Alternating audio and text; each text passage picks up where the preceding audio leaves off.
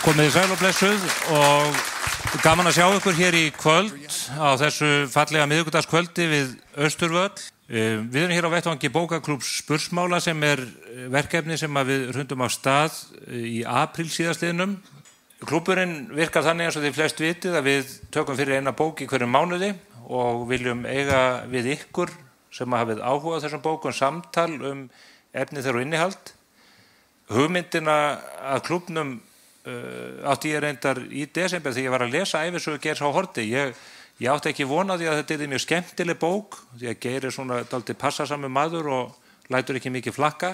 En það kom í ljós að bókin var mjög áhugaverð og það vantaði mikið upp á það í opinberri umræðu að það yrði dregið fram margt af því áhugaverðasta sem að hann bar þar á borð.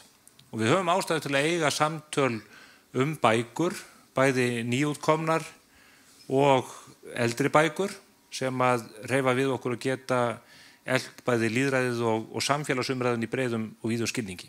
Þannig að í hverju mánuði tökum við núna fyrir bók, skrifum aðeins þetta í mokkan, birtum greinar á mbl.is, þeim gríðarlega öfluga vef og svo hefur það reynst mjög vel að koma saman hér í þessu rými eins og dæmið sanna og við ætlum að reyna að halda því áfram að minnstakosti í tengslum við aðra hverja bók sem að við tökum fyrir á hverjum tíma.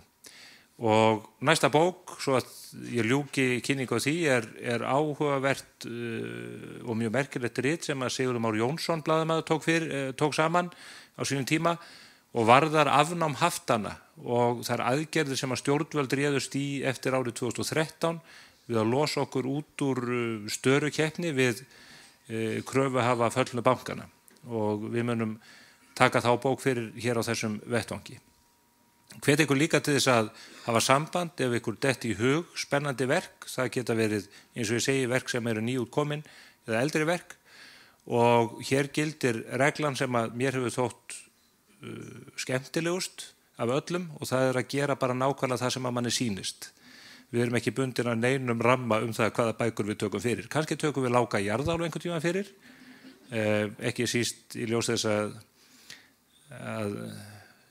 málsmetandi píratar vilja meina að ég sé allavega hálfbróðir hans. Þannig að við getum þá tekið fyrir ævisögur minna skildmenna hér ef svo ber undir. En að þessu sinni ætlum við að taka fyrir ótrúlega bók sem að mörg okkar þekkjum frá fornu fari og höfum heimsótt í einni annari mynd oftar en einu sinni frá unglingsárum. Aðrir hafa sennilega verið að kynnast henni í fyrsta sinn en allir hafa heyrt bókin 1984 eftir George Orwell. Þetta verk sem hefur mótað hugmyndaheim okkar og pólitíska hugsun allt frá því að hún kom út í Bretlandi 1949 og við höfum ástæðu til þess að glugga í hana akkurat á þessum tímapunkti ekki síður en á fyrri áratugum á tímum Sovétríkjanna og annað í þeim túr. Og ég fengið til mín afar sérstakan og góðan gest sem að ég hef ekki talað við áður nema bara í síma. Við erum að hittast í fyrsta sinn við Kári og ég vissi ekki alveg hvernig ég átt að nálgast hann þegar að þessi hugmynd kom upp. Hallur Már, félagi minn og pródúsent á Spursmálum fékk þessa hugmynd og það var ágættur samstarfsmaður okkar á Morgunblaðinu sem var með símanúmeri hjá Kára og hann sagði mér að hafa engar væntingar. Hann sagði hann á eftir að taka hart á þér, sennilega hreitið ónótum og mögulega skella á þig. Og ef hann gerði ekki þá það ekki góð tíðindi. Það skalt vona að þú fáir þessa meðferð. En það farið alveg ógurlega vel á með okkur Kára núna síðustu vikurnar í samtölum og ég miklar áhyggjur af því að það hljóta enda með ósköpum hér síðar í kvöld. Það kemur í ljós hvort að svo verði. Nei. Og ég skellti ekki á hann heldur. Hugmyndin var svo að koma hingað þannig að ég fengi nægan tíma fyrir blótsyrði. Ekki bara í gegnum síma. Við hétum hvor öðrum bara einu þegar við myndum ekki taka á mótherjanum neinum vettlingatökum. Við þolum ekki svoleiðis. Hvorki Kári né ég. Þannig að hér hittir skrattin ömmu sín og þið megið dæmu það hvor amman. Við ætlum að setjast niður og fara yfir bókina og þið grípið ykkur drykki hér eftir efnum ástæðum og svo munum við, ef að tími gefst til, annarkvort getið þið bara farið ef við Kári verðum áfram talandi hér inn í miðnættið eða þá við munum opna fyrir spurningar og samtal bókina. Ef ekki að gefa Kára gott klapp.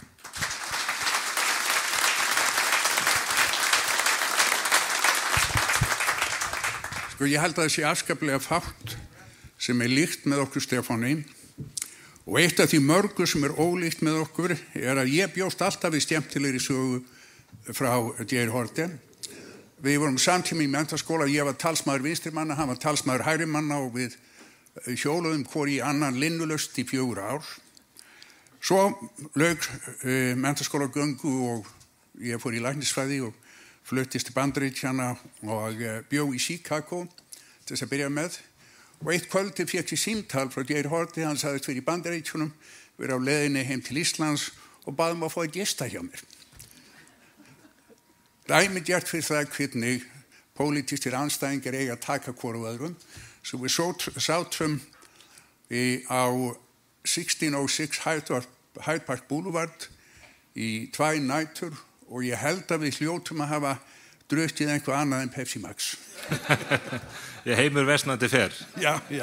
Talandi gistingu, Kári, mér langar til að varpa fram einni persónulegri spurningu svona í upphafi og þeir skilja sem að þekkja bókina vel. Hefur þú gist á hótelherbergi með númerinu 101? Ég hef gist á hótelherbergi með númerinu 101 og það rifjaðist upp við lestur þessar bókar og ég spratt upp úr sætunu þar sem ég var að lesa bókina, fór fram á bað, kíkti á speilin til þess að ganga skuggum að ég var ennþá þarna. Winston Smith, hann lendir í þessu merka herbergi sem að stóri bróður að vinna með og þar takast menn á við sínar sinn stærsta og mesta ótta. Hver þinn mesti ótti? Sko, þegar maður orðin 76 ára, þá breytist töluvert, breytast það tilfinningar sem maður hefur til framtíðarinnar. Og ég raunverulega ekki hræddur við nokkuð skapaðan hlut sem blasir við mér. En ég skammast mig fyrir fullt af hlutum. Förum aðeins yfir það. Við höfum allt kvöld, ég held að fólk sé mjög áhugasamt þetta. Þetta samtala að taka mjög óvænta stefnu hér. Já, ég skal segja það sem ég skammast minn mest fyrir að ég hef alltaf verið ævintýralega metnaðarfullur. Ég hef unnið allt og mikið. Til dæmis ég held að það sé rétt hjá mér að síðustu 10 árun hef ég tekið 2 vikur í sumarfrí. En það skiptir ekki máli á þessu æviskeiði. En þegar maður á 3 börn og gefur sér aldrei tíma til þess að sinna þeirra, þá maður að fremja glæp. Þá maður að forgangsraða á villusan hátt og ég skammast mín gífurlega fyrir það að hafa ekki eitt meiri tímum með börnum mínum sem eru öll mjög skemmtilegt fólk. En það verður eftir gert úr því við því nú. Ég legg hins vegar til að við hjólum í þessa bók. Ég ætla nú að fara að spyrja hvort að þau væru sérstaklega ósátt við þessa forgangsröðun. Við skulum minnstu kosti ganga út af þessi vísu að þegar hendar þá minnst á þetta. Förum við bókina. Bókin, hún skrifuð sem saga Winston Smith sem býr í ráðstjórnaríki sem njósnar þegna sína. En sagan verður náttúrulega leið og miklu frekar saga þetta ráðstjórnaríki. Bókin ekki skemmtileg. Ég las hana fyrst fyrir svona 60 árum. Hún svo fyrirsjáanleg. Þetta gerist alltaf aftur og aftur. Þetta fjallar ríki þar sem að stjórnvöld að njósna öllum stundum. Fólk borðar vondan mat, býr í ljótu húsnæði. Því refsað með raflostum, barsmíðum, hungri og svo framvegis. Og ég held að maður verða að nálgast þessa bók eins og abstrakt ljóð. Það að segja að við erum að nema þær tilfinningar sem að bókin býr með manni. Þessi bók skrifuð sem hvers gagnrýni á Sovétríkin. Það sé verið að benda á hvað þessi ráðstjórn herfileg, hvað það erfitt að búa við, það ríki sé raunverulega stjórna öllu sem maður gerir og segir og meiri sér þeim tilfinningum sem maður hefur. Ástæðan fyrir því ég komst í gegnum bókinni í þetta skiptið þessi litla ástarsaga sem inn í henni og hún ágætlega sögð og gerir það verkum að maður tengir við fólkið eins og manneskju af því þetta fólk sem raunverulega með tilfinningar aðrar heldur en óttan við ríkið og mér finnst að mörgu leyti vinir mínir segja mér að 1984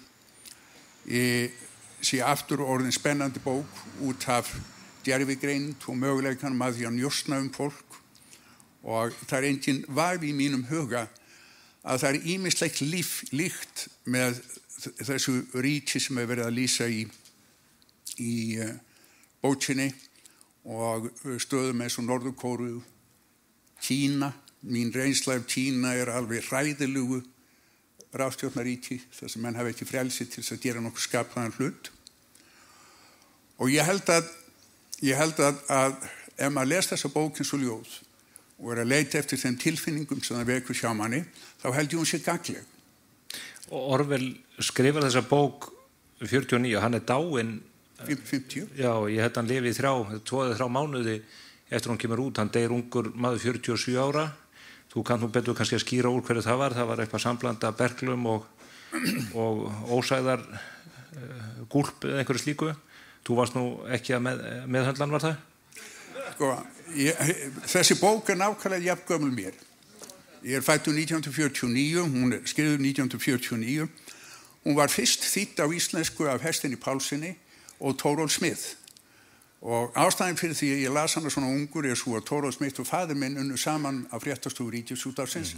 Thorold byrjaði að vinna það 1956 og Thorold Smith og faðir minn þeir rífist mikið pólitík. Hún kemur mjög hratt út, eða fljótt út hér. 1950. Já, þannig að þeir átta sig strax á því hvers konar Þeir tveir Hersteinn var 34 ára gamall þegar þýðir bókina og Thorold Smith var 33 ára.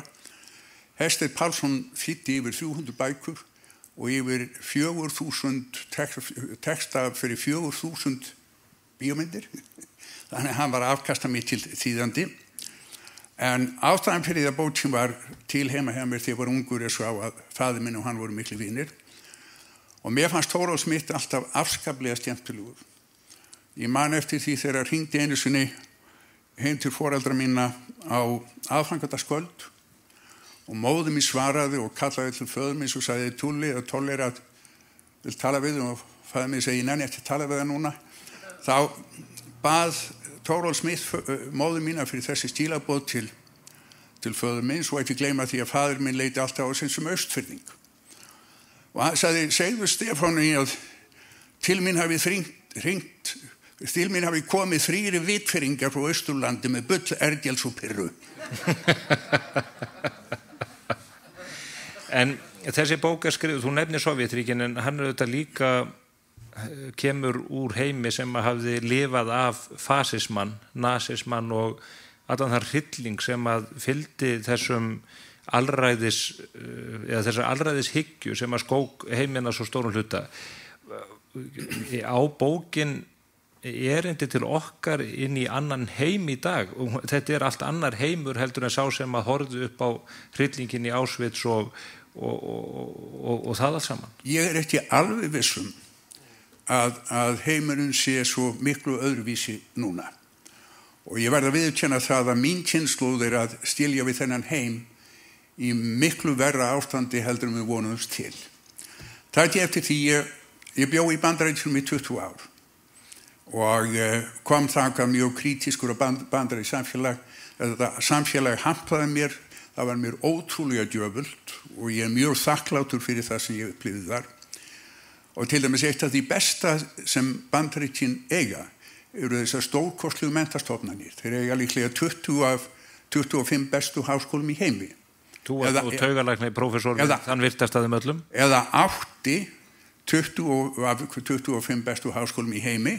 Nú að rísa upp í Bandaríkjunum ástand sem skelfir mig.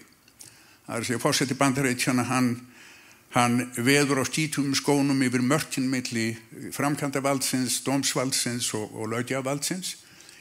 Hann veitist að fjölmiðlunum aftur og aftur og maður hefur það svona, og það sem skelfilegast við þetta er í síðustu viku, þá held ég að 63% Bandaríkjamanna hafi lýst því yfir að þeir finnist hann hafa staðið sig mjög vel. Þannig að við erum konum með mann sem hefur tilhneigingu eða minnst úrstu virðist reyna að taka til sín allt vald sem til í samfélaginu og fólkinu finnst það gott. Hvað segir taugalæknirinn um það? Hvað í gangi í höfðin á þessum samlöndum þínum fyrrverandi? Þetta býsna flókið. Ég held, og nú ég nokkuð vissum að þú ert mér ekki sammála, að ég held að töluvert af því sem að gerast eigi rætur sínar í alls konar misrétti sem hefur aukist í samfélaginu, ekki endilega bara efnahagslegt misrétti, heldur misrétti sem að rætur sínar í mismunandi menntun, í mismunandi aðgengi að upplýsingum og svo framvegis. Og það ekki nokkur, en það sem ég finnst svolítið interessant í þessu öllu saman þegar maður horfir á Bandaríkin sem var alltaf heimur hérna frjálsu verslunar og nú voru alltaf forseti Bandaríkjanna að fara inn í beina árás á frjálsa verslun með því að reisa tolla út allt. Þannig að nákvæmlega eins og við sögðum í gamla daga að rússneska byltingin étur börnin sín, nú voru allt í hennu kapitalismi Bandaríkjanna byrjaði að éta börnin sín. Og það sorglegt. Það sorglegt hvernig þetta allt saman að fara og mér úr þessari fjarlægð þá finnst mér þetta líka svolítið því sem að þeirri þróun sem átti sér stað í Þýskalandi milli 30 og 40.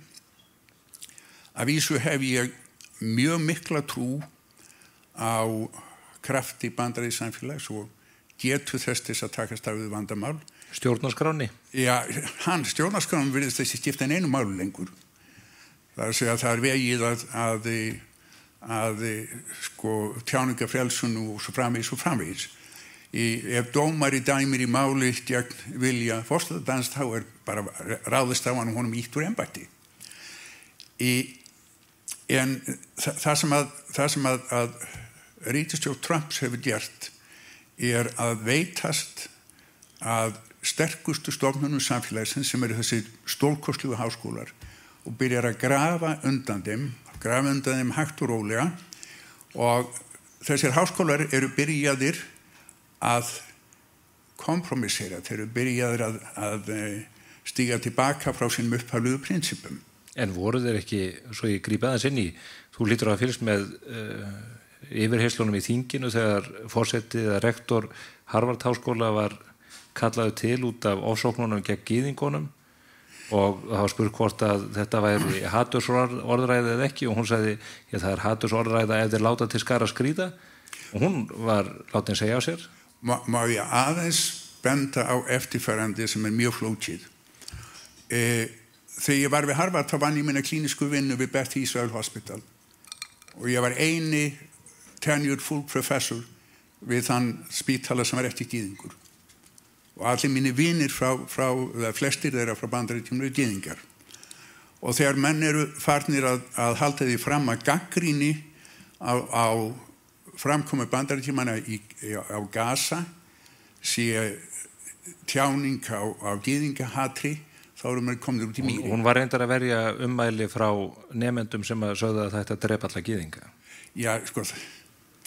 Þetta allt skjalfest inn á YouTube. Já, skjalfest inn á YouTube. Já, frá þingnefndinni það var farið yfir þetta. Já, Þannig voru þessar stofnanir ekki líka komnar út af sporinu í einhverjum vókisma og rugli. Ég spyr að því að segir það að þú farið mig ekki til þess að rísa upp og fara að verja allan þennan vókisma. Og það verður að náttúrulega virða þessum stofnunum til vorkunnar að þeir eins og aðra svona stofnanir hljóta að fara svolítið eftir þrýstingi í samfélaginu vegna þess að ef stofnanir gera þetta þá eru þau svolítið andlýræðislegar og En rektorinn á nú alltaf að stöðva menn sem að lýsa því verði að drepa alla gyðinga. spurningin var hvernig allar að taka á þessum mönnum sem að segja svona lagað. Og henda þeim út? Það ein leið til þess að gera það. Sko, en ef þú allar að henda... Það hefur þú gert við starfsmann í Íslenskri erfðagreiningu sem hefði haldið þessu fram. Ég held þú hefur annarkvort boðin við körfubolta eða henda honum út. Og ég veit ekki hvort ég hefði valið frekar. Það náttúrulega óásættanlegt að það er gjörsamlega óásættanlegt að koma með svona yfirlýsingar að það ég drepa þennan eða drepa hinn eða drepa þessa þjóð eða drepa hinn, en það vil svo til að forsetinn sem brást við þessu með því að setja fjársektir með því að taka í burtu skattaívilnanir og svo framvegis, forseti sem hefur stuðlað að mjög auknum rasisma í Bandaríkjunum. Það að segja að hann búin að taka í burtu alla þær aðferðir sem voru notaðar til þess að minnka rasisma. Og ég get sagt þér það að hlutur hörundstokkra í Bandaríkjunum, þó að hann sé betri heldur en hann var fyrir 100 árum, hann mjög slakur. Það er mjög erfitt fyrir unga svarta menn að komast í almennilega vinnu, komast í menntun og svo framvegis. Og að snúa þessu öllu við, byrja að endurstýra alls konar stofnanir í Bandaríkjunum með nöfnum þeirra sem voru að verja þrælahald á sínum tíma. Það er svolítið ljótt og það var skengilegt að slíkur maður leggist í herferð gegn gyðingahatri. Hann fekk ótrúlegan stuðning meðal svartra. Mér langar til að spyrja út frá Stóra bróður að því að þú hefur þessa... Hann fekk ekki ótrúlegan stuðning meðal svartra. Miklu meiri heldur en 2016? Já, ég gerum alveg grein fyrir því, en ég get sagt þér það að það lítur þannig út núna að mjög stór 100% þeirri svörtu sem kusan í þetta skiptið séu farnir að sjá svolítið eftir því. Það gerum við nú eiginlega alltaf með þá sem við kjósum. En varðandi Stóra bróður og Bandaríkin og þetta skrýtna samfélag sem að þarna hefur verið byggt upp, þetta gríðarlega herveldi og annað.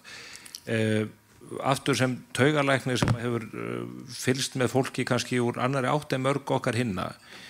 Mótherji hans þar til síðustu vikurnar var Joe Biden. Hvenær laugst það upp fyrir þér að hann væri orðin slappari en góðu hófi gegnir? Það var alveg ljóst fyrir kosningabarátuna. Ég held að það hefði verið nokkuð vafa mál. Og þegar að Trump ber sér að brjóst yfir því að hafa unnið þessar kosningar, þá ef þið hafið tækifæri til þess, þá ætti það bendunum á að hann vann kosningar gegn farlama dement gamalmenni. Eða varamanni hans. Ég spyr út í það bara út frá að því að það eru svona hugmyndir úr bókinni sem að ég velti fyrir mér. Það var alls sem benti til þess fram að kappræðunum þarna sumarið að honum yrði telt fram að Jill Biden myndi stýra manni sínu þarna áfram og þetta liði í kringum þau, þannig að þau yrðu með dement gamalmenni sem forseta stærsta herveldi sögunar í 4 ár. Kann að vera að þarna sjáum við glitta í sjálfan Stóra bróður, þar sem að menn eru til í að tefla fram einhvers konar drengjabrúðum? Sko, þessar spekulasjónir þínar eru gjörsamlega unfounded. Það er ekkert sem bendir til þess að varaforseti Bidens hefði sagt sér við það að Biden var að stjórna einhverju. Hann meira segja það kemur í ljós að síðustu mánuði, síðustu árin 2 í embætti þá hefði mann slegið hringum mann vegna þess að þeir voru ekki viss hann myndi rata á klósettið. En samt ætluðu þeir að bjóða hann fram? Já, hann heimtaði það og fór fram og það er náttúrulega þetta bendir náttúrulega til þess að demokrataflokkurinn sé í rusli.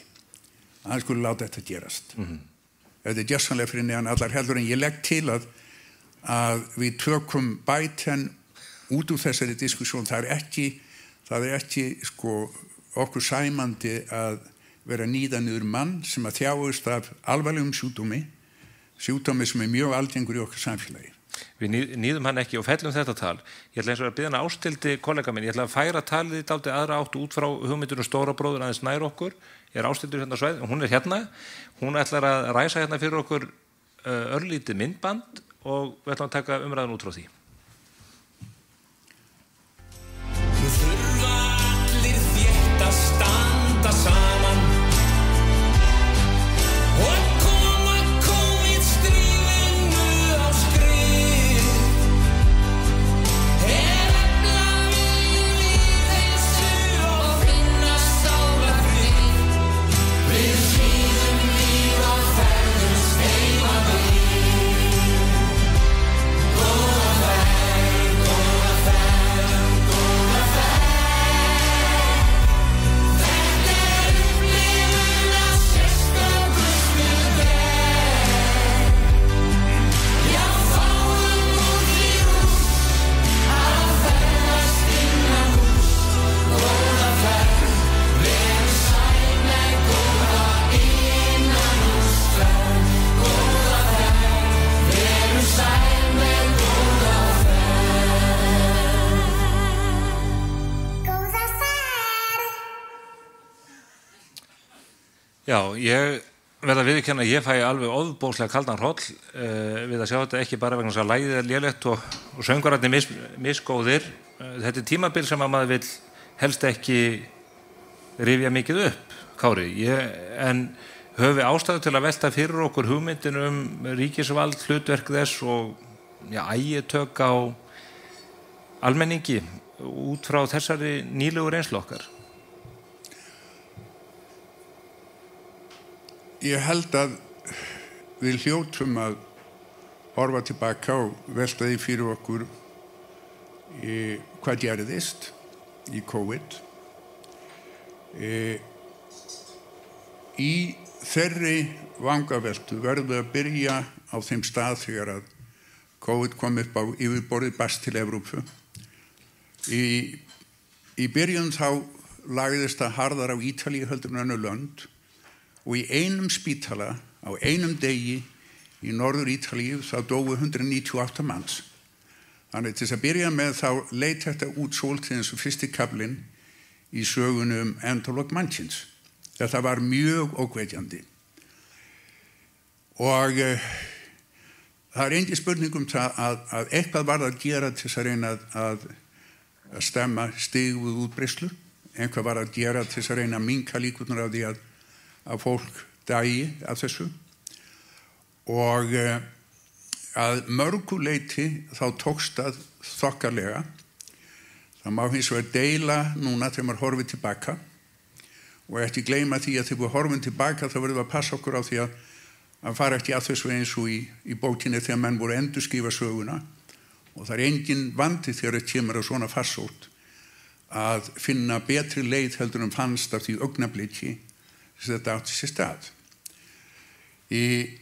Það voru búin til bóluefni sem voru notuð og það er engin spurning það er til alveg feikilega mikið af góðum gögnum sem sýna fram á að það hefur líklega verið bjargað lífi nokkur 100 miljón manna með þessum bóluefnum. En síðan þá er það spurningin ef þið átt að bólusetja alla, hefði átt að sleppa því að bólusetja ungt fólk. Það er gjarnan talað að ungt fólk sem var bólusett, sérstaklega ungir karlmenn, hafi fengið bólgu í hjartavöðva og svo framvegis. Það er engin spurning að þessum bóluefnum nákvæmlega eins og öllum öðrum læknisaðferðum fylgdi aukaverkanir. Það er einhver fórnarlömb af þeirra hálfu líka? Það er alveg sama hvaða læknisaðferð hún notar, eða meðstóst í langstærstur 100 hluti þeirra, hefur ákveðnar aukaverkanir í för með sér og þessi bóluefni hefðu aukaverkanir. En í mínum huga er það lítill vafi að það hefði átt að bólusetja alla til þess að byrja með. Svo er það spurningin það hvernig notuðu menn, hvernig vógu menn að borgari réttindum á þessum tíma. Var það allt saman rétt? Hefðu átt að gera minna af því? Ég veit það ekki. Ég hef ákveðnar spurningar ýmsar efnahagsráðstafanir sem voru gerðar. Ég skil það ekki almennilega, en þegar kemur á læknisfræðinni í þessu, þá var þetta höndlað mjög vel. Varðandi bólusetningarnar, þá kannski helst spurningin þessi hvort að það sé réttlætanlegt að þvinga fólk til bólusetninga. Já, þetta er mjög interessant spurning, algjörlega. Það að segja við búum í samfélagi og við erum dýrategund sem býr í samfélagi og það sem skilgreinir dýrategund hópur einstaklinga sem getur eignast afkvæmi saman. Það að segja, við reiknum með því að við séum dálítið skyld hvort öðrum. Hópur einstaklinga sem nægilega skyldir hvorum öðrum til þess að geta eignast afkvæmi. Og þá það bara spurningin, hvaða skylda fylgdi því að búa í samfélagi? Þegar hópur einstaklinga, það er faraldur í gangi og hópur einstaklinga, við slúum segja 25% þjóðarinnar segir við viljum ekki láta bólusetja okkur. Þá hefur það ekki afleiðingar bara fyrir þá. Það hefur afleiðingar fyrir allt samfélagið vegna þess að þá breiðist farsóttin hraðar út og víðar og þá það spurningin, alveg sjálfsagt menn eiga ekki að vera þröngvaðir til bólusetningar en mega þeir þá búi í samfélaginu þegar þeir eru orðnir ógn fyrir samfélagið. Og þetta spurning sem ég ekki með svar við. Ég ósköp einfaldlega að segja að við verðum alltaf stöðugt að velta þessum spurningum fyrir okkur og þegar við horfum tilbaka og fólk segir við mig við hefum ekki eftir að gera þetta svona heldur hins einn, þá ég opinn fyrir því að hlusta á það. Ég hef oft verið að velkjast í vafa að þetta hef allt saman verið nákvæmlega rétt. Eitt þó gott við þetta tímabil að þeir sem voru af andstæðri skoðun við stjórnvöld höfðu rödd. Ég mjög montin að Sigríði Andersen fyrir það hvernig hún stóð upp og skammaði mig blóðugum skömmum. Líklega vegna þess að móðir mín lést fyrir mörgum árum og það enginn skammað mig svona. Það mjög gott að taka inn skammir með morgunmatnum en ég held að mestu leyti hafi þetta tekist þokkalega vel. Þetta var ekki auðvelt.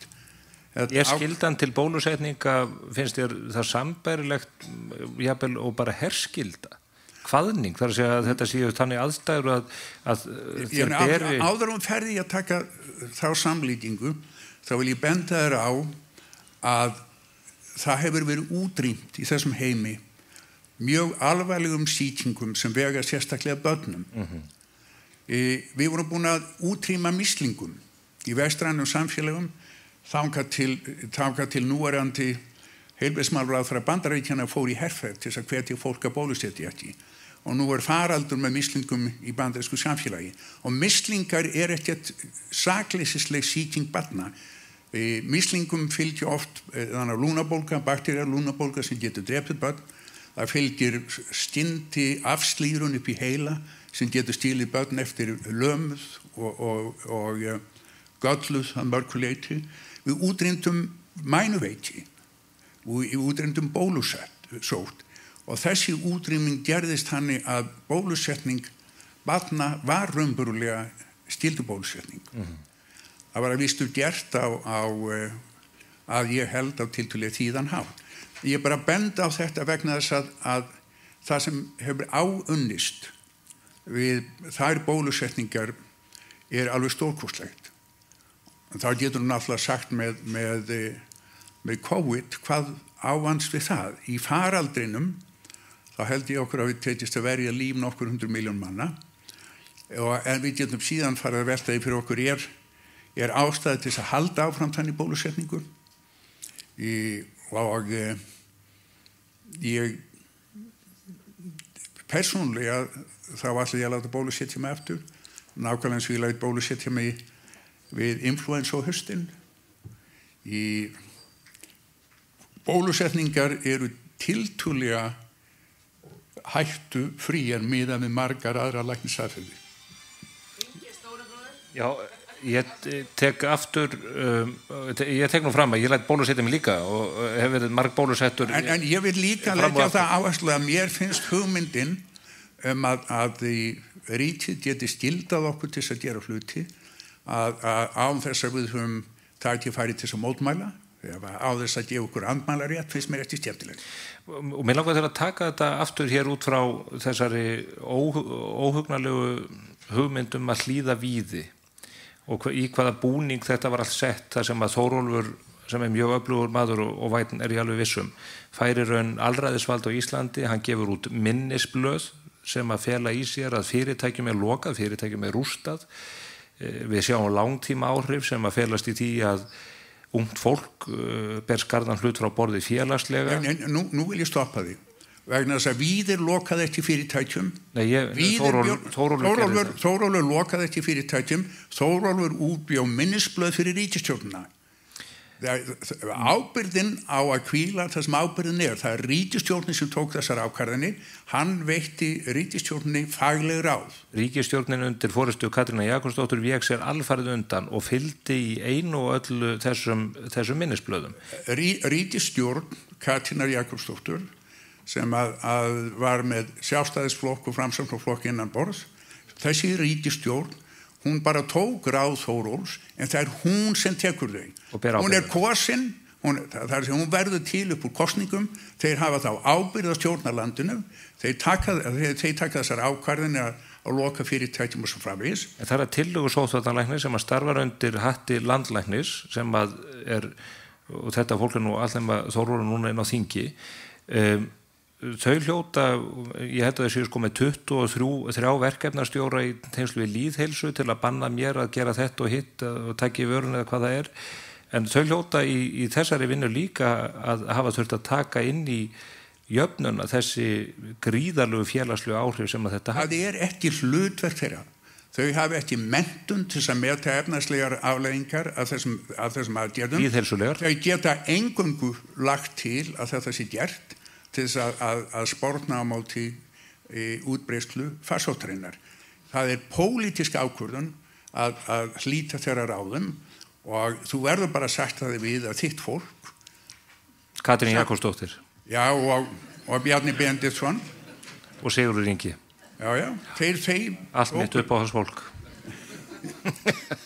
Að sér það að ég var nú viðkjanna það að sem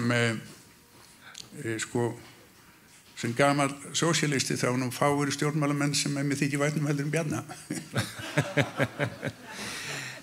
Út frá en óháð því hver ber loka ábyrgðina þegar þú horfir til dæmis á þessi myndbönd og þessa daglegu fundi, ég mann með foreldra mína heitna, þau sátu undir þessu skelfingu lostin síðustu æviárin upp á hvern einasta dag og það verið að kalla inn líka auka viðmælendur og ólíkum kýmum samfélagsins til þess að auka á hræðsluna óttan.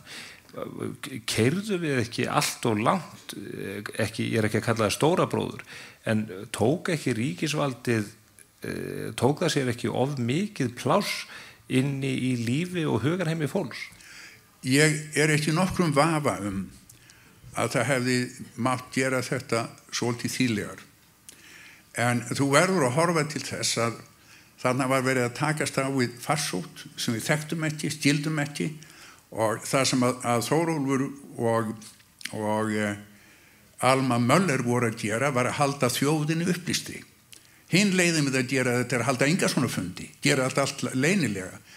Veita mönnum engar upplýsingar þannig að þau geta ekki mynda sér skoðanir af því sem var að gera.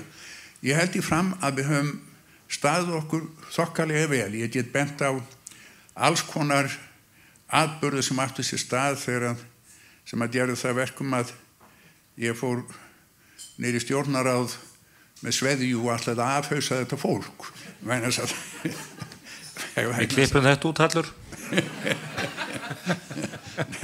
Nei, ég sko... Þetta er ekki fyrnt, Kári.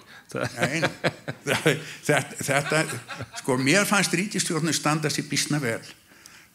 Hún fór ansi langt í aðgerðum til að sporna gegn útbreiðslu, en það var raunverulega ekkert annað að gera. Það engin vandi núna að sitja hér upp í Kjarvalsstofu og gagnrýna það sem var gert af þessu augnabliki. En Svíar fóru aðra leið og niðurstaðan þar hún er ekki verri ef þú telur þetta í hvað dauðsföll er miklu verri. Í mannfalli? Já, miklu verri. Og það var mikil, sko, þú voru að gera það grein fyrir því að í svona 90% af löndum í vestrænum heimi, þá fóru menn að þessu mjög svipað og við gerðum. Við gerðum þetta á upplýstari hátt. Í Svíþjóð kom dánatíðnin fyrir fram, en þegar að málin voru gerð upp í heild, þá var dánatíðnin ekki lakari, eða þar að segja, þeir stóðu ekki verr heldur en við. Hvað á blessuðum maðurum við með dánatíðnin var lakari? Í Guðanabænum talaðu íslenskt máldrengur. Ég segi bara eins og Guðni Ágústsson sagði forðum, sko, öldruðum verður að fækka. Þú þarf ekki að hafa áhyggjur af fækkun aldrar að þeir gera það sjálfur. Nei, sko, ég algjörlega sammála því að við eigum að fara í gegnum það sem gerðist, vegna þess að það koma fleiri svona faraldrar og við verðum að vera undirbúin undir það. Og það sem að skelfið misvoltið að þegar að faraldurinn kom til Íslands, þá tóku við að okkur íslenski erfðagreiningar sjáum mjög stóran 100 stöðta greiningum, við raðgreindum veirun úr öllum, við greindum gögnin, það var engin annar sem gat raunverulega upplýst sóttvarnar yfirvöldum hvað var að gerast, og ég lagði til á sínum tíma að það yrði stofnað einhvers konar farsóttastofnun í kringum sóttvarnarlækni og það hefur ekki gerst. Við erum ekkert betur í stakk búin til þess að takast á við nýjan faraldur heldur við vorum þá. Þú varst soldið í átökum þínu við landlækni eins og Elon Musk við Trump, svona einhver auðmaður út í bæ að gera allt vitlaust og með allt á hornið þér. Er þetta ekki algjörlega sambærilegt?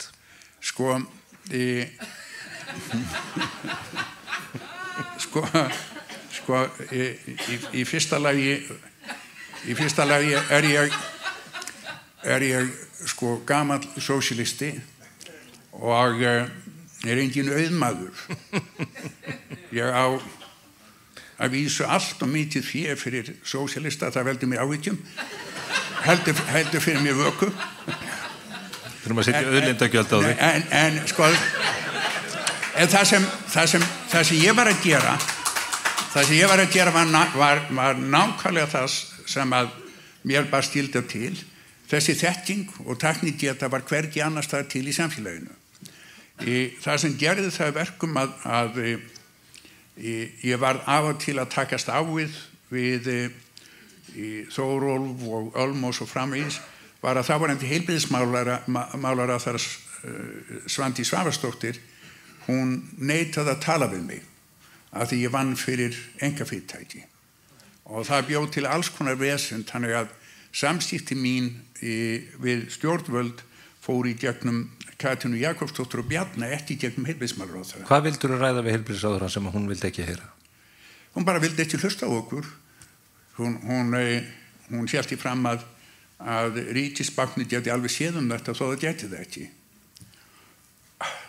Það nákvæmlega sama eins og þegar hún var núna síðast í landbúnaðarmálaráðherra og riðan kom upp og sagði hann að bestu vísindamenn þjóðarinnar ætlaðu að sjá að greina riðun í þessum kindum. Hvar heldur það hafi lent? Auðvitað lenti það hjá okkur, í Vatnsmýri. Þú varst að greina þetta allt? Við greindum það allt, já. Já. Svona er þetta þegar tveir sósíalistar mætast, við séum það í Sósíalistaflokki Íslands. Það fer alltaf allt í hund og kött. Sko, það er nákvæmlega Þið þolið bara eins og flokka. Það er nákvæmlega með sósíalista eins og ykkur íhaldsmenn að sumir þeir eru bara jafn illa gefnir eins og súvæni mig. Nei, sko, persónur og leikendur skipta miklu meira máli heldur en pólitísk hugmyndafræði. Vinnan er endarlega unnin af fólki og Guði sé lof þá munurinn þegar kemur á því hvernig fólk horfir á samfélagið, munurinn milli þeirra sem að einhverju hluta vegna staðsja sig til hægri eða vinstri orðin harla lítil og það er smá sjá til að sjá hann. Ertu með samviskubiti við því að vera sósíalisti? Þú talar svo mikið þetta. Þetta svolítið svona eins og AA-fólkið. Nei, ég er ekki með neina sko, neitt samviskubiti við því. Ég nú skal segja hvað ég meina með sósíalisma. Sko, mér finnst að samfélagi eins og okkar eigi að sjá fólkinu í landinu fyrir heilbrigðisþjónustu. Og mér finnst að heilbrigðisþjónustan eigi að vera borguð af ríkinu, að einstaklingar eigi ekki að þurfa að borga fyrir heilbrigðisþjónustu þegar njóta hennar. og ég held fram að við að skattleggja fyrir heilbrigðisþjónustuna vegna þess að peningarnir sem fari í heilbrigðisþjónustu, þeir fari ekki neitt annað. Þetta ekki peningar sem þú getur fjárfest annars þar og búið til meiri pening úr þeim. Þannig að þegar þú ert að skattleggja ungt fólk fyrir heilbrigðisþjónustu, þá má segja að það sé svona fyrirframgreiðsla fyrir þá þjónustu sem menn njóta mestu leyti þegar eru orðnir gamlir. Sanns að mér finnst að heilbrigðisþjónustan eigi að vera hún ekki ókeypis en hún má að vera greidd af skattfé. Og mér finnst það eigi að byggja betri heilbrigðisþjónustu heldur en við höfum í dag.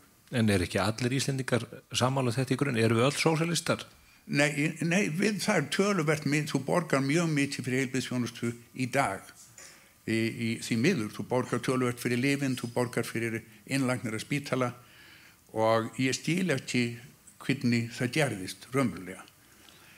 Númer 2, mér finnst að skólakerfið eigi að vera borgað af hinu opinbera og við höfum sérstaklega fjárfesta í grunnskólunum og en þess að grunnskólarnir eru sá staður þar sem hægt að jafna leikinn, þess að börn sem kom úr erfiðum aðstæðum geta fengið hjálp í skólunum og mér finnst að það eigi að vera til staðar einhvers konar mekanismi til þess að gera ungu fólki kleift að kaupa sér fyrsta húsnæði en að öðru leyti geta maður séð sér sjálfir. En býttu nú við Kári, nú ætla ég aðeins að fá að vitna hér í þessa bók. Hér er stóri bróð sem að teiknar upp mynd af því hversu fallegt samfélag hann hefur byggt upp og hversu ömurlegt samfélagi var sem að kapitalismin hafði byggt upp og þeir að breyta sögunni til þess að reyna að tryggja þann skilning fólks að samfélagið sé gott þrátt fyrir þá ömurðarmynd sem þannig dreinu upp. Er þetta ekki einmitt vandinn við sósíalismann sem að þú talar fyrir hér, að það er auðvelt að teikna upp þetta björtum og fallegum litum eins og góður listmálari myndi gera, en svo í praxís þegar þið sósíalistarnir farið að sinna þessu og komist loksins til valda, að þá ferði þetta allt í klessu. Þarna lendir þú ágæti félagi út í horn. Illakefni. Ekkert sérstaklega en bara svona dálítið. Dálítið illakefni. Nei, en sko nú ég náttúrulega bara áhorfandi í íslenski pólitík en mér finnst alveg ævintýralega lítill munur á þessum stjórnmálaflokkum til komast við völd. Það er mikill munur á þeim í stjórnarandstöðu en ég fæ ekki séð að það sé minnsti munur á því hvernig þessi flokkar, hvort eru hægri eða vinstri, sósíalistari, íhaldsmenn eða hvað þeir eru komnir í ríkisstjórn og verða að takast á í raunveruleikann, þá verða þeir allir eins. Já, en tökum aftur, þú nefndir nú Kína og Norður Kóreu áðan. Hvar sýnist þér sósíalismannum hafa tekist best upp svona að þínum smekk? Kína og Norður Kóreu ekki sósíalísk ríki.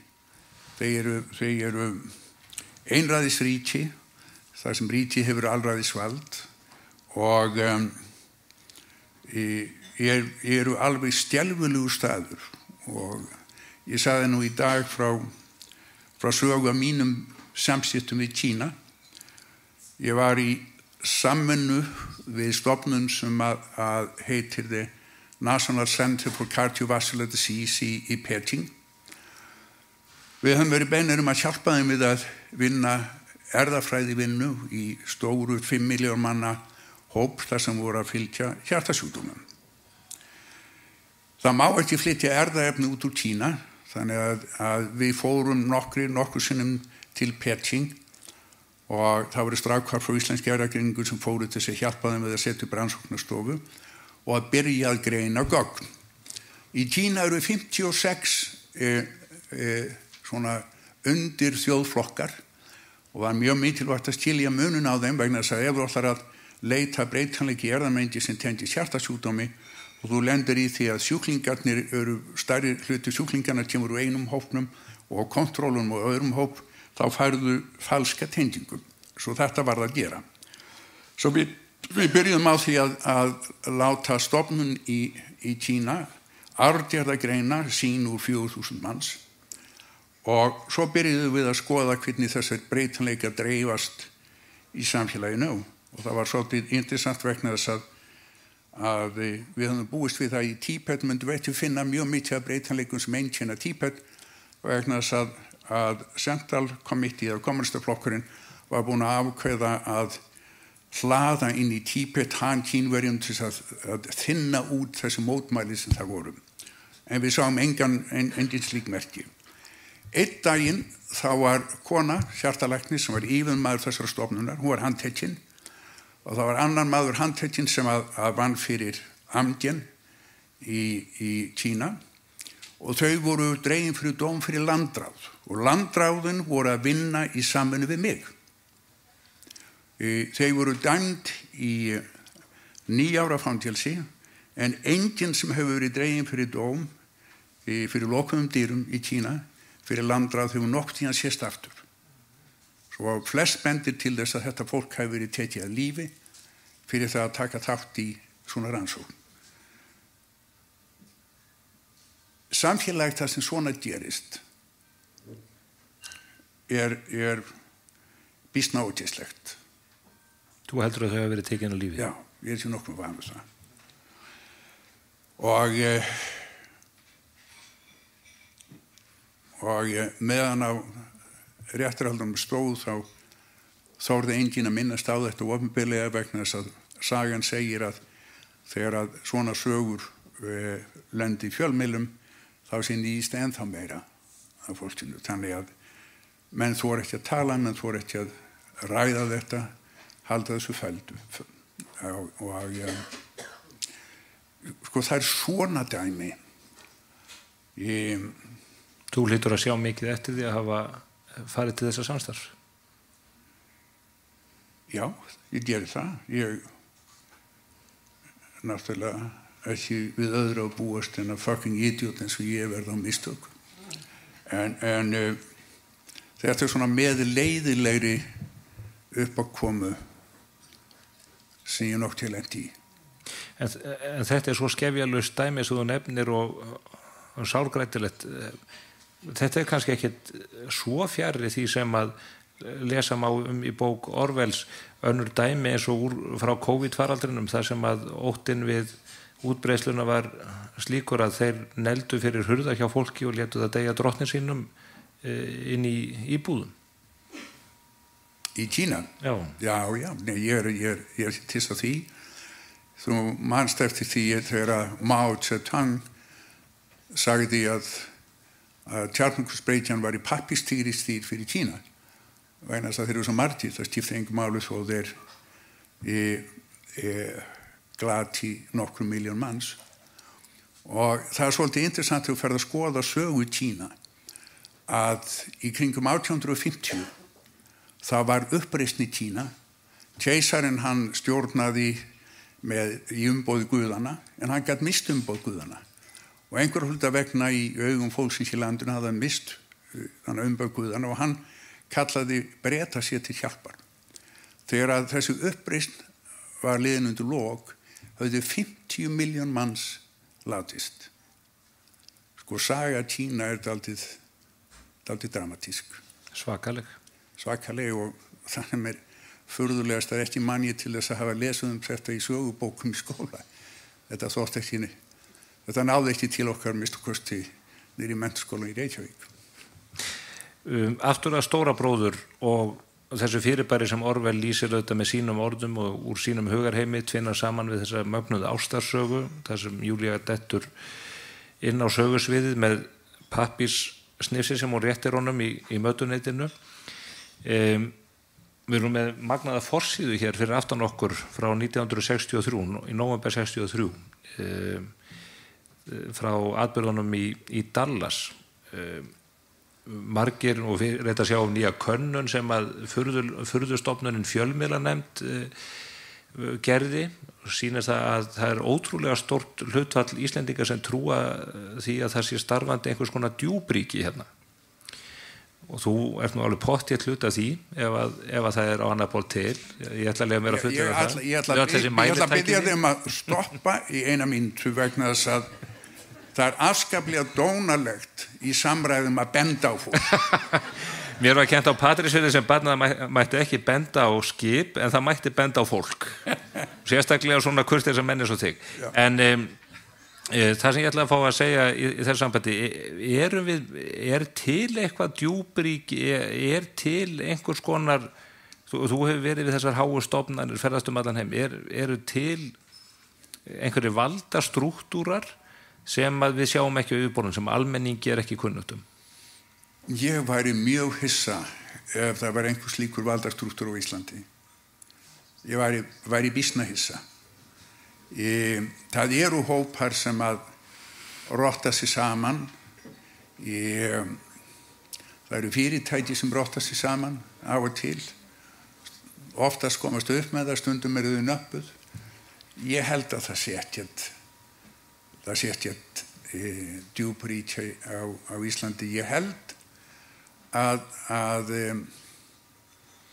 held að við séum sem samfélag séum dálítið köld þessa dagana. Ég held að við getum komist af með töluvert meiri væntumþykju og kærleika í samfélaginu. Ég held að við séum dálítið mikið efnishyggju fólk. Og til dæmis ég fæ ekki,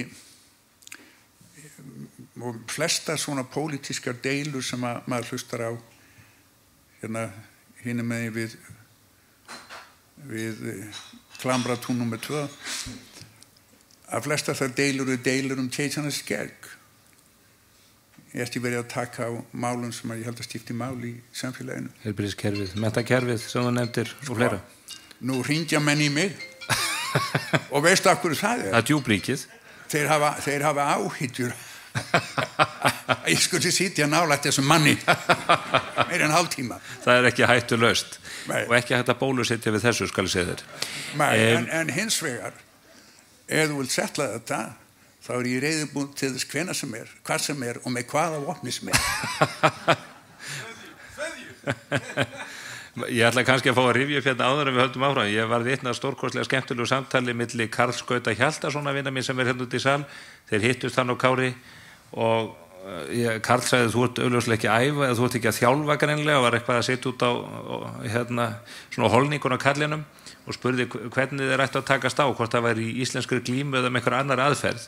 Þá sneri Kári sér svona hálfur undan og sagði í hálfum hljóðum það er að mannúðar ástæðum sem ég ætla ekki að berja hann.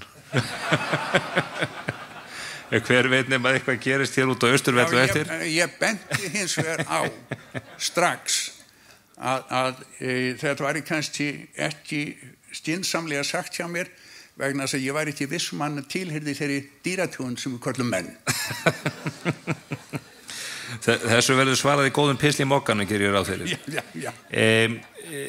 Það sem að mig langar til að taka eins fyrir hérna núna, þó við séum aðeins konum fram yfir á tíma, það er þessi ótrúlega bylgja sem að við höfum upplifað síðasta 1,5 áratuginn sem að má kalla vógisma, slaufunarmenningu. Í bókinni 1984 er talað um það eimamenn og í ýmsum þessum lýsingum þar sem að fólkið hverfur eða fólkið er hliðsett, þá veltir maður fyrir sér hliðstæðum í atburðum þar sem að menn eru teknir og kaþólska kirkjan kallar þetta að taka menn út af sakramentinu, bannfæra menn. Hvernig horfir það við þér? Hvernig finnst þér okkur hafa farnast í innleiðingu á dómstóli götunar? Mér finnst dómstól götunar afskaplega dapurlegur og það sem er flókið að gera er að fíkur út hver ber ábyrgð á því. Ég held að íslensk blaðamennska beri töluverð ábyrgð á því. Það sé að þau eru fjölmörg þau mál þar sem menn voru ásakaðir alls konar hluti og eða gjörðir sem aldrei voru sannaðar en það var skrifað þetta í blöðum á forsíðum út allt. Þannig ég held að fjórða valdið í okkar samfélagi beri eða hafi ansi mikla ábyrgð. Það er að segja að ég held að það sé þó svo að málfrelsið, ritfrelsið sé geysilega mikilvægt, þá held ég að það sé mjög mikilvægt að hyggja að því hvað er rétt og hvað er rangt. Eitt af því sem að núverandi forseti Bandaríkjanna hefur gjaldfellt mjög mikið, er sannleikur.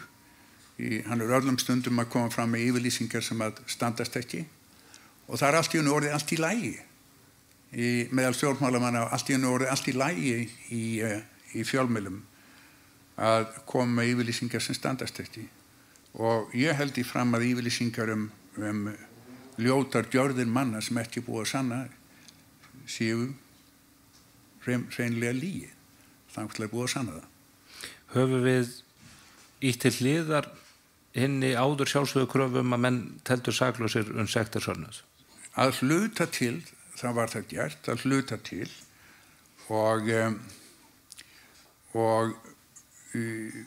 löngunin til þess að gera þetta átti held ég að einhverju leyti rætur sínar í því að það voru ákveðin mál sem að við sem samfélag tókum á léttvægan máta og konur halda því fram að ofbeldi gegn konum sé eitt af þeim málum sem við tókum höndluðum á léttvægan máta og kannski átti þessi tilhning svolítið rætur sinni í því en ég held að það sé geysilega mikilvægt það er alveg sama hver málaflokkurinn þá aldrei að gefa afslátt á sönnuninni. Sönnunarbyrðin á að vera svo sama, alveg sama hver málaflokkurinn Rétt í lokin áður við opnum á samtali hér við salin. Í grunninn eftir að þú heimsækir þessa bóka 60 árum eftir að þú lest hana og þú væntanlega verið í MR þegar þú lest hana? Nei, ég held ég hef verið í Hagaskóla því ég las hana. Og þú hefur verið bráðger. En sko, þegar kemur að 1984 þá þessi bók ekki það sem mikilvægast í mínum huga. Dóttir mín Solveig, hún fæddist 1984 og hún snöggtum skemmtilegri heldur þess bók. Og ekki getur þetta einu viðvarpa? Nei. Já, en það eitt í þessu sem ég held að sé mikilvægt að þessi viðvarpi hann sko síamst tvípuri í þessari eljótónisku tækja sem við göngum með í dag símar og tölvur bjóða upp á svo feitilegan möguleika því að njósnum fólk og ég sagt til dæmis að síðan í byrjun síðasta árs þá stóð ég í mikil baráttu við Amgen að viðhalda einhverju sjálfstæði hjá íslenski erfðagreiningu sem endaði með því að þeir rákuðu þig. Leyfðu mér að ljúka þessu strákauli. Ég hélt bara að gleyma þeim hluta sögunar. Nei, en sko að vissu leyti þá var ég að leika einhvers konar Don Quixote hlutverk, ég var að berjast við vindmyllur sem ekki var hægt að vinna en það endaði á því að ég tapað og íslensk erfðagreining gerir ekki til lengur, hún bara hluti alþjóðlega innlimað í Amgen og það má líta svo að brottrekstur minn hafi verið nokkuð svona líknarmorð vegna þess að ég hefði aldrei lífað af að vinna þar undir núverandi kringumstæðum en eitt af því sem þeir kröfðust til dæmis sem að ég mótmælti var að allir starfsmenn íslenska erfðagreiningar höfðu það sem heitir Amgen tölva og því ég spurði hvað Amgen tölva þá fékk ég ekkert svar og núna eru allir starfsmenn niður í Sturlugötu 8 með tölvu frá Amgen með þess að konurnar sem þrífa vinna í eldhúsinu og svo framvegis og hvað þetta? Þetta eru tölvur sem eru með njósnabúnaði, þetta eru tölvur sem eru með spæver þetta ekki bara tölvur, þetta eru mikrofónar það hægt að hlusta á allt sem talað í kringum þessar tölvur og þá geta menn sagt, já, þetta ekki bara sjálfsagt þetta tæki sem þeir nota við vinnu sín í vinnunni eitthvað sem að á sér stað í vinnunni sem að fyrirtæki má ekki vitum og auðvitað svari við því nei, auðvitað eiga að fá að vitum allt en þannig þú komin alveg upp að línunni. Eru þeir að hlusta? Sko ég ætla ekki svara til spurningum að ég hef konflikt of interest ég náttúrulega hef staðið í þannig stappi við þá að ég líklegri en aðri til þess að grunað græsku en ég veit ekkert sem að sannar það en þetta bara eitt af þeim tækjum sem stór fyrirtæki, minnst oft í Bandaríkjunum, nota alltaf. Að vita hvað að gerast hjá fólkinu til þess að þeirra starfsmannastjórn sé skynsamleg og miðist við það andrúmsloft sem á staðnum. Þannig að vissu leyti þetta sjálfsagt, en á öðru leyti þá alveg finni en allar hellur. Það rifjar upp fyrir mér að ég einn af þeim sem hafa gefið erfðaefni mín til rannsókna hjá Íslenska erfðagreiningu og fekk að launum einn af þessum viðbjóðslegu bólum sem þeir dreifðu alla landsmenn, voru gjörsamlega að gangað allri tísku á Íslandi döðri með merkinu ykkar fræga með... Ég fer fram af það afskaplega kurteislega að þú sért ekki að bera þetta smekkleysið þitt að borð. Þetta voru fallegir bólir, en allt það. Við útkljáum það hérna fyrir utan, þú sér að ég farin að bretta upp ermar og svitna á erfuvörni. Þessi erfðaefni mín eru núna þá í eigu þessa ameríska lífeyris. Nei, þetta erfðaefni er eingöngu í þinni eigu. Þeir eru í vörslu Daniels Guðbjörnssonar. Áður en ég var rekinn var ég persónlega ábyrgur fyrir öllum lífsýnum hjá Íslenska erfðagreiningu. Ég flutti það yfir til Daniel Guðbjörnssonar og fólki sem vinnur í Íslenska erfðagreiningu er feitilega vant að virðingu sinni. Þetta er geysilega gott fólk og ég er alveg handvissum að þau koma aldrei til með að láta amdjen komast í lífsýni frá Íslandingum undir nokkrum kringumstæðum. En hér að ræða fyrirtæki sem að vildi hlusta á alla starfsmennina. Já, en ég er að segja að það virðist vera bara allsíða í bandarísku samfélagi. Það er ekki allsíða að þeir geti gengið í lífsýni frá fólki. Það er með að segja tiltölulega stíf lög í Bandaríkjunum sem komið var fyrir slíkt.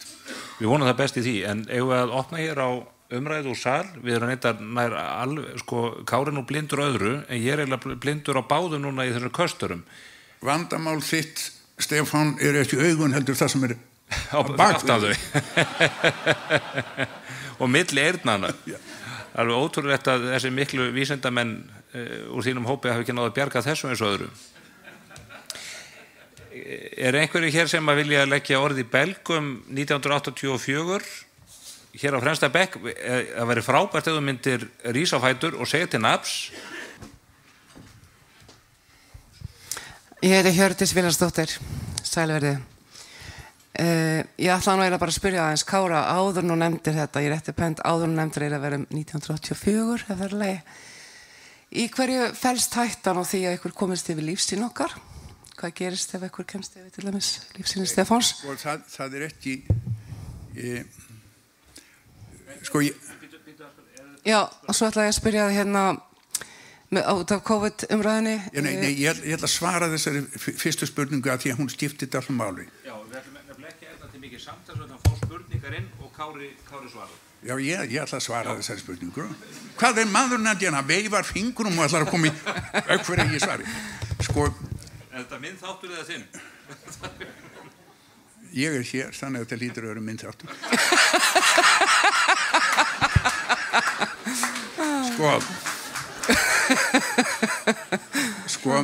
Það í rauninni það eru rauninni litlar takmarkanir á því sem hægt er að gera við lífsýni.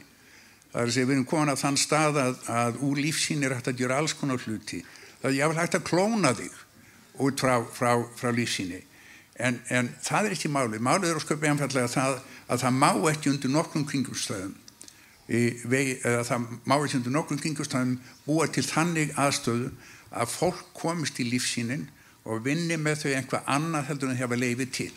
Og til dæmis þessi lífsýni sem eru með nýri ég er ekki lengur þar, sem eru nýri í Íslenska erfðagreiningu sem eru lífsýni frá 5 miljón manns, mjög lítil 100 slut hér frá Íslandi, eru lífsýni sem við höfum ekki leyfi til að vinna með nema bara sérstakar rannsóknir sem við fáum leyfi vísta síðan nefnda til þess að vinna. Það er að segja að við höfum ekki óheftan aðgang að þessum lífsýnum. Næsta spurning? Já, í samtöðu hérna bólusetninguna. Þetta hefur því meður, það ekki rétt hjá mér valdið því að fólk hefur stórið óttastlegi við aðra bólusetninga sem áðar virkuði vel, eins og nefndir hérna nefndir hérna einhverja sjúkdóma, hættasótt og fleiri sjúkdóma. Þær bólusetningar, það ekki rétt hjá mér, þær slóu á sjúkdóminn, þannig var ekki þá að þeir sem voru bólusetti voru ekki að fá sjúkdóminn nýja dreifunum, en það virðist vera að allir hafi samt sem að þið fengið COVID þó þeir hafi fengið sprautur. Hver er ástæðan á þessum mun? Takk. Sko, það ósköp einfalt vegna þess að þú verður að líta á COVID-bólusetningar eins og bólusetningu við influensu, að það ertu með veiru sem breytist tiltölulega hratt og vegna þess að hún er undir þrýstingi. Þetta er svona evolutionary þrýstingur. Veiran sem er með ákvæmlega röð nitróbasa í erfðamengi sínu, hún er slegin út af, en síðan eiga sér stað random stökkbreytingar og þegar það gerast, þá sprett upp veirur sem að sleppa undan þrýstingum frá bóluefninu. Þess vegna er alltaf verið að búa til ný og ný bóluefni. En bóluefni gegn COVID-19 er flest af þeim voru minnst okkur til jafn eða ekki effektífari heldur bóluefni gegn influensu. Menn fá influensu, þó svo þessi bólusettir, flest er miklu vægari heldur en óbólusettir og það sama á við COVID-19 bólusetningu. Þú nefndir í framhjálaupi klónunar möguleikana. Það er eftirminnilegt símtal sem þú áttir við, held ég þá félaga í Reykjavík síðdegis þegar að Dorit Musayev lét klóna hundinn sinn og þú lýstir ánægju með þetta en sérstaklega ánægju með að hún hefði ákveðið að klóna hundinn en ekki Ólaf Ragnar. Hvað varst að meina með þessu, Kári? Sko, nú er ég settur í slæma aðstöðu. Ég held að ég hafi meint að það sé nákvæmlega eins með Ólaf Ragnar og móðuharðindin að þessi þjóð þarf ekki með eitt að þessu. Ég man allavega þegar þú lést þessu orðfalla, ég keyrði næstu út á Miklubrautinni. Það var svo spot on. Eru fleiri spurningar? Það er ein hér mjög aftarlega, þetta var nú óþurftar bragð. Takk fyrir, þetta var ágætis svör sem að Kári gaf í sömu. Hann hefur hins vegar ekki svarað því sem að Stefán var í að. Sko, COVID var miklu meira heldur en eitthvað læknisfræðilegt dæmi. Þetta var líka félagslegt, þetta var viðskiptafræðilegt og það sem ég er hissa á núna, 2025, hvers vegna er Ísland eina ríkið hérna á norðurslóðum sem er ekki gert upp COVID. Allir nágrannar, meira að segja Bretar gerði upp 2023. Og annað sem ég ætla að segja þá sem mína skoðun, ég held að COVID hafi einmitt svona skert tjáningafrelsi fólks. Við sem að vildum ekki setja í hlýði víði á Facebook, við vorum gerði útlægir og núna voru 2 dómsmál sem að gengur nú nýlega gegn blaðamanni sem að var átt að taka af honum tjáningafrelsi. Og það er rétt tókst að bjarga því en mjög naumlega. Sko, ég vil leggja áherslu á það að sá sem spyr spurningarinnar er að hluta til ábyrgur fyrir svarunum. Og ég gerir mitt besta til þess að hæða þann mann sem spyr spurninga, því verður að þola það. Sko, þegar þú ferð að segja að sko, í fyrsta lagi ég hef enga sérþekkingu á hagfræði, viðskiptafræði og ég get ekki tjáð mig sérstaklega þessar samfélagslegu afleiðingar af þessum takmörkunum sem áttu stað í COVID. Eina sem ég get sagt ykkur að það sem var gert þess að reyna að takmarka útbreiðslu veirunar og ég er algjörlega sammála spyrjandinn að það er alveg gjörsamlega út í hött að við höfum ekki verið að gera upp það sem gerðist í COVID. Sumt af því fannst mér alveg með ævintýralegt. Það var farið að veita fyrirtækjum fjárstyrk til að komast yfir þessa erfiðu tíma þegar að ekki var hægt að stunda viðskipti og það skipti engu máli þó að fyrirtæki hafi verið í gífurlegum gróðastíla mjög miklum hagnaði í langan tíma. Það enga síður fékk það styrk til þess að lifa af COVID og ég bara skil það ekki. En þar vegna þess að ég skil ekkert í hagfræði, viðskiptafræði og ekkert í pólitík, nákvæmlega ekkert. Samt allir bankareikningar yfirfullir. Það greinlega ekki skilning til að verða fjáður maður. Nei, sko, það er flókið það er flókið að sko eignast fí að það er auðvitað að eyða því, ég teki eftir því en sko við verðum að setjast niður og ég er algjörlega sammála þessari yfirlýsingu að við höfum ekki almennlega sest niður til að greina það sem gerðist og ég held að það í rætu sín í einhvers konar ströggli milli stjórnmálaflokka vegna þess að þetta er svo obvious, þetta er svo gjörsamlega kristaltært að þetta verður að gera vegna þess að það kemur annar faraldur og við verðum að búa að skilningi af því sem gerðist í COVID. En stundum þarf líka fjarlægð á hlutunum. Mér langar bara til að nefna í sambandi við þetta að þið munið bankahrunið 2008 og eftirleikin 2009 síðan var ráðist í vinnsluna við rannsóknarnefnd Alþingis hóf sína vinnu og skilaði henni gríðarlega löng og miklu skýrslu. Ég held að flestir að vera sammála það í dag að við fórum á hratt inn í það, við stóðum á nærri atburðunum þegar við reyndum að gera þetta upp því að ríkið var ekki sest. Spurningin er jafnvel hvort að við þurfum þegar svona ógnar alda skellur á okkur að gefa því lengri tíma bara til að átta okkur á því hverju skólaðu að hafa út og hvað varð eftir. Sko það með greining á svona vanda að hún gerist ekki á einum tímapunkti, við höldum áfram að greina það. Það er ekki svo að við setjumst núna niður og búin til einhverja skýrslu þetta. Við hljótum að halda áfram að skoða þetta. Og þetta er að því leyti allt öðruvísi heldur bankahrunið að þarna er að ræða veirufaraldur sem kemur yfir og ýmislegt sem bendir til þess að það verði miklu skemmra í næsta faraldur vegna þess að menn er að þeytast allan heim í berandi sýkla heimsfórnana milli, þannig að ég held að það væri mjög skynsamlegt að fresta því eitthvað mikið lengur. Friðarráðuneyti Orwells, það tókst á við hernað, ástarráðuneytið á við pyntingar, eigum við að færa talið aðeins að efni bókarinnar. Má ég aðeins benda á að það er aldrei interessant að í bókinni þá segir hann að það séu risin upp raunverulega 3 stórveldi. Annars er Bandaríkin og Bretland, þetta ríki eða hvað svo sem að kalla það. Svo er það í Evra-Asíu og síðan Austur-Asíu. Að mörguleyti virðist þetta verið að gerast í dag. Það er að segja að þú ert með Rússland og fylgiríki Rússlands, síðan ertu með Kína og fylgiríki Kína og síðan Bandaríkin og þau ríki sem hafa tilhneigingu til að fylgja Bandaríkin með sem segja NATO að það eru komni svona 3 valdapunktar í þessum heimi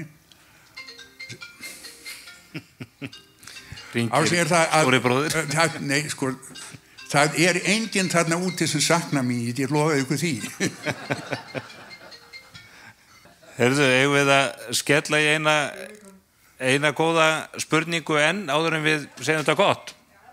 Býtum nú við. Við erum með 2 spurningar hérna.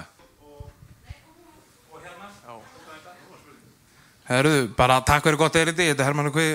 Ég ætla ekki að spurninga pláuna miklu niður bóluefnin. Það var stóra bróðir og það er gaman að vera með mann sem að lýsi sig sem sósíalista. Það er auðvitað mikið talað samfélagsmiðla í dag og hversu miklar persónuupplýsingar samfélagsmiðlarnir eru að fá frá okkur og þeir selja til annarra fyrirtækja og jafnvel til hins opinbera. Þannig ég svolítið velti fyrir mér foreldrar sem eru ógn við friðhelgi einkalífsins, hið opinbera eða einhver alþjóðleg stórfyrirtæki. Ég held að alþjóðlegu stórfyrirtækin sem að reka þessa samfélagsmiðla séu í eðli sínu hættulegri upp að vissu marki. Sko, ég held að í íslensku samfélagi þá séu þessi samfélagsmiðlar miklu áhrifameiri og hættulegri heldur en minnst þær ríkisstjórnir sem við höfum haft. En ef þú horfir á Bandaríkin núna þá er mjög margt sem bendir til þess að samfélagsmiðlarnir séu feitilega áhrifamiklir þegar kemur á kosningum í Bandaríkjunum. Þeir búa til ímynd fólks, þeir geta byggt hana upp eða rífið hana niður og ég voða hræddur að þau eru komin með gervigreindar módel sem geta tekið allt sem að þú setur inn á samfélagsmiðil og geta búið til úr því mynd af þér sem að getur orðið mjög nálagt í að vera eins og þú ert og síðan geta þér byrjað að beglana. Og ég held að þetta sé, sko, þegar ég horfi til þessa þá lofa ég Guð fyrir það ég orðinn 76 ára þannig að þeir hafi ekki mikinn tíma til þess að berja á mér en ég alveg vissum að þetta kemur til að hafa mikil áhrif á líf einstaklinga og myndun á samfélagi. Þannig að ég held að samfélagsmiðlarnir eru stórhættulegt fyrirbrigði. Á þessum nótum sögulegt dæmi, Cabin Noir frá Frakklandi 18. öld laðast póst þegna sinna. Við sjáum myndavélamæðingu í London. Við höfum tekið stórabróður inn í hjarta okkar í gegnum samfélagsmiðlana. Við sjáum versta dæmið þetta í Kína með social credit kerfinu. Hvað getur samfélag eða þjóðfélag gert til að sportna gegn þessari þróun?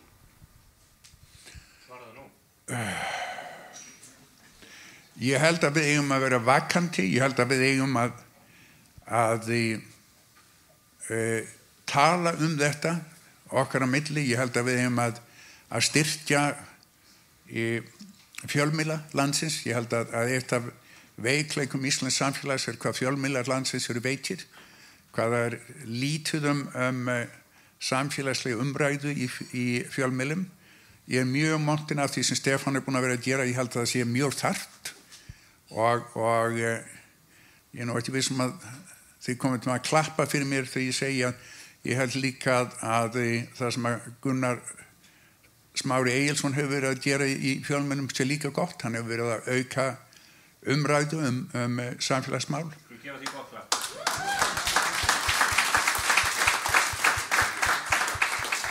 Það gífurlega mikilvægt að gera sig grein fyrir því að við verðum afskaplega vulnerable, afskaplega veik fyrir ef við höfum ekki kraftmikla fjölmiðla í samfélaginu.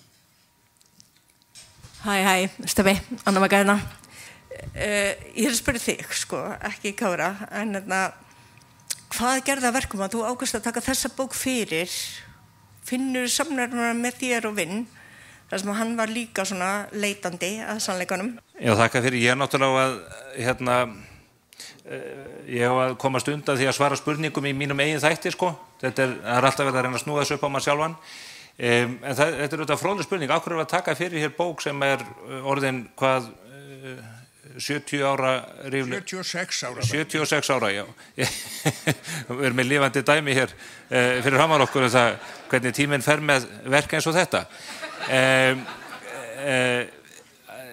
Þetta á þetta bara mikið erindi og þær eru þetta fleiri bækurnar, Orwell skrifar fleiri verk sem að við þurfum að taka fyrir hér og það eru mörg verk sem að maður að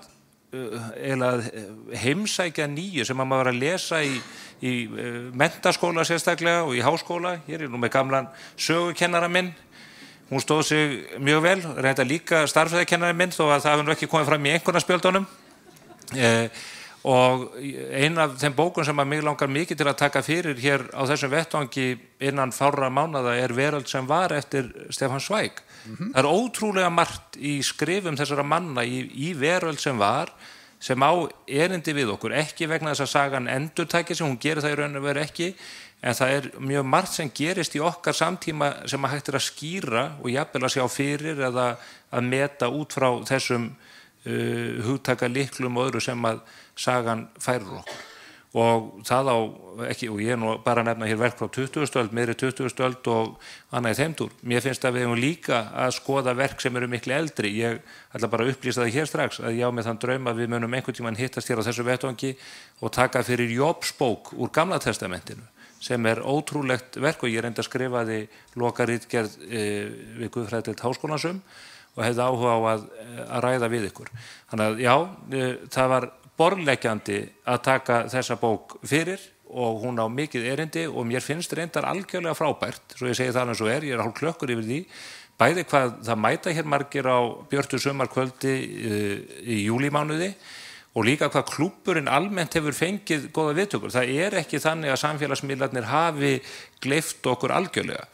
og allavega ekki okkur sem eru hér, kannski eru við þau einu sem eru eftir sko, kannski eru við bara inn á Facebook og Instagram, en þetta eru hluti sem við þurfum að hvetja hvert annað áfram, við þurfum að eiga samtal bækurnar og svo berum við alveg gríðarlega ábyrgð gagnvart börnum og ungmennum, þar að segja og ekki bara að láta þau lesa, heldur líka að tryggja þeim lesefni sem svo áhugavert og skemmtilegt að það skáki heilaleysinu á Instagram og Facebook og TikTok og hvað allt þetta heitir. Og við getum það, þessi vopn eru öll í höndum okkar ef við höfum viljað til. Stefán, ég með tillögu. Já. Það að segja það sem þú ert að gera, þú ert að draga fram bækur sem að fjalla það samfélag sem við búum í og fjalla nokkur leyti okkar heimsmynd. Að það er skal ég segja, heill flokkur bóka sem hefur verið skrifaðar á undanförum árum sem fjallar það hvernig heimsmynd okkar hefur breyst í gegnum hugmyndir manna eðlisfræði, bækur tímann og rúmið sem fjalla afstæðiskenningu Einsteins og svo framvegis, bækur sem eru skrifaðar á þann hátt að það eru mjög aðgengilegar fólki almennt og spurningarnar sem koma upp, þú fer að velta fyrir þér hlutum eins og tengslum tíma og rúms eru ofboðslega spennandi og ég tekur bók eins og The Maniac by Lapatoop sem fjallar Johnny Newman sem bjó til fyrstu tölvunar raunverulega sem var til þess að Bandaríkjamenn gátu sett saman kjarnorkusprengjuna og svo fara menn að velta fyrir sig hvernig stendur á því að þessi göfugu vísindamenn gerðu það verkum að kjarnorkusprengjan var búin til og mörg hundruð manns voru drepnir með því varpin á Japan og menn hafa velt fyrir sig lengi hvernig stendur á því að þeir leyfðu þess að gera og ástæðan fyrir því það maður búin að lesa til dæmis bók eins og það svo að þeir vildu bara sjá hvort að formúlan virkaði og ég ekki að gera grín þetta bara staðreynd það að segja það ótrúlegt hvað mannstefnan getur gert til þess að fá vilja sinn framgengt. En þessar sögur eru svo spennandi og það skipta okkur miklu máli vegna þess að við erum alltaf að horfast í augu við þann möguleika að vopna þessari gerð séu notuð og sérstaklega þessa dagana. Ótrúlegi tímar. Við munum halda þessari vinnu áfram. Ég hvet ykkur til að fylgjast áfram með á vettvangi klúbsins. Vonandi sjáum við ykkur hér sem flest á þessum vettvangi, þar að segja á þessum bókakvöldum. Ég hefði mikla ánægju á því og látið líka í ykkur heyra eins og Kári við gert núna með hugmyndir að bókum og við reynum að bregðast við því. Við erum meira að segja, þó ég ætla ekki að fara nánar út í það, við erum að Árvakur hefur tekið það verka að sér að þýða tiltekin verk sem að við munum gefa út til þess að auka aðgengi að góðu efni og ég ætla að fá að og þetta er ekki sjálfsól, ég ætla að fá að þakka Árvakri og þessu ótrúlega öfluga útgáfufélagi sem hefur staðið með þjóðinni allt frá 1913 fyrir það að gefa okkur tækifæri til þess að byggja upp klúbbinn og spursmál og hvet ykkur til að fylgjast með í gegnum Mogga appið, Morgunblaðið, mbl.is og alla þessa öflugu fjölmiðlun sem við stöndum fyrir. Kári Stefánsson, þakka kærlega fyrir frábært spjall.